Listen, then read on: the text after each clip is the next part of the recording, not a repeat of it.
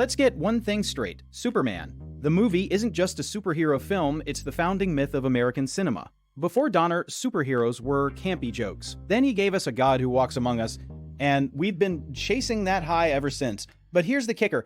Superman isn't interesting because he's invincible. He's interesting because he chooses to be bound by human morality. That's the radical idea at the core of this film. Yes, and that choice is precisely what makes him a Christ figure, but not in the way you'd expect. Superman's power is absolute, yet he submits to Jonathan Kent's wisdom. He's here for a purpose. Donner uses religious iconography, the cross-like pose as he flies, the resurrection from the fortress, but he grounds it in human emotion. The film asks, what does it mean to have unlimited power and still care about the little things? That's the philosophical weight Jason's pointing to. Exactly, and that weight is carried by Christopher Reeve's performance.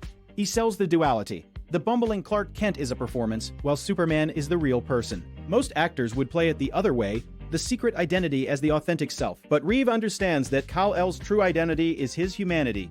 The glasses and the slouch are a disguise for the alien, not the other way around. That's genius character work. It's also a testament to Donner's casting. Reeve embodies both the vulnerability of Clark and the serenity of Superman. When he flies with Lois, there's a purity, a balance between awe and intimacy. Donner's direction emphasizes this through his use of natural light and slow motion. The flight sequence, scored by Williams, becomes a sacred act. It's not about spectacle, it's about transcendence. We feel the joy of flight, not just the power.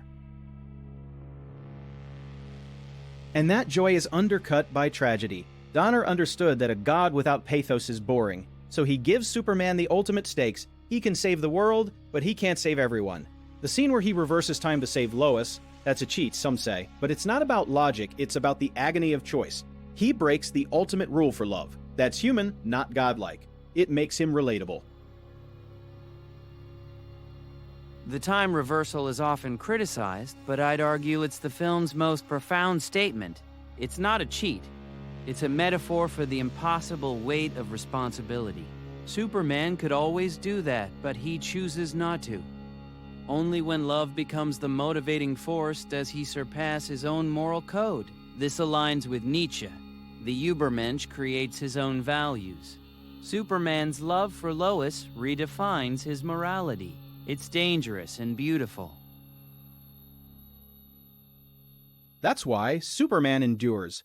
It's not about the action. Let's be honest, the fights are quaint by today's standards. It's about the emotional core. The film makes you believe a man can fly, but more importantly, it makes you believe that a man with all the power in the universe would still care about the lost kitten in a tree. That's the legacy. Superman as a symbol of hope, not just a strong man. And that hope is what separates this film from the cynical deconstruction that followed. Donner's Superman isn't a critique of heroism. He's a reaffirmation. In a post-Watergate, post-Vietnam America, the film offered a return to innocence. It's no accident it opens with a comic book. A frame that says, "This is a story." But by the end, that story becomes our reality. We need that reassurance.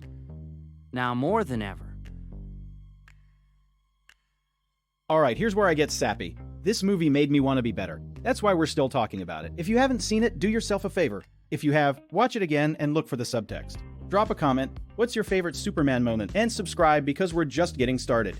Next time, we're tackling Batman, one man's obsession with dressing like a bat.